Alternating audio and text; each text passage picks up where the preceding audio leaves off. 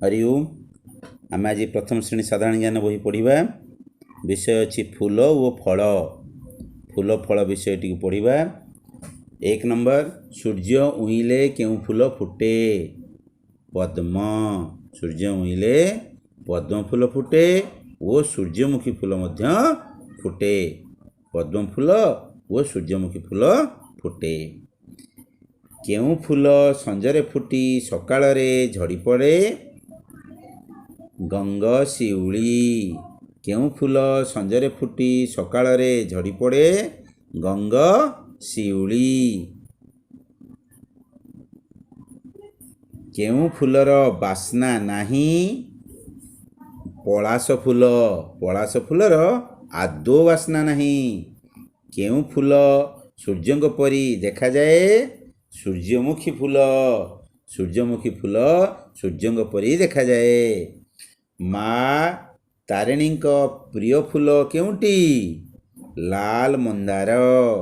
लाल मंदार फूल माँकर खूब प्रिय, तेणु माँ को लाल मंदार देबा। लाल मंदार फूल पाइले माँ तारिणी खूब खुशी हेबे। कई ओ पद्म फूल केउं ऋतुरे फुटी थाए? कई ओ पद्म फूल शरत ऋतुरे फुटी थाए। कई ओ पद्म फूल शरत ऋतुरे फुटी थाए। माँ सरस्वती केउं फूल उपरे बसिचंती? माँ सरस्वती धला पद्म फूल उपरे बसिचंती। माँ सरस्वती पद्म फूल उपरे बसिचंती। केउं फूल को केही देखि पारंती नाही? डिमिरी। डिमिरी फूल को केही देखि पारंती नाही। केउं गछर फलर भितरे थिबा पानी को आमे पानीय रूपे व्यवहार करिथाउ? नड़िया। नड़िया सबुठारु बड़ फल कौन अटे? सबुठारु बड़ फल पणस अटे। सबुठारु केउं फल को श्रीफल कुआ जाए? नड़िया। नड़िया को श्रीफल कुहंती।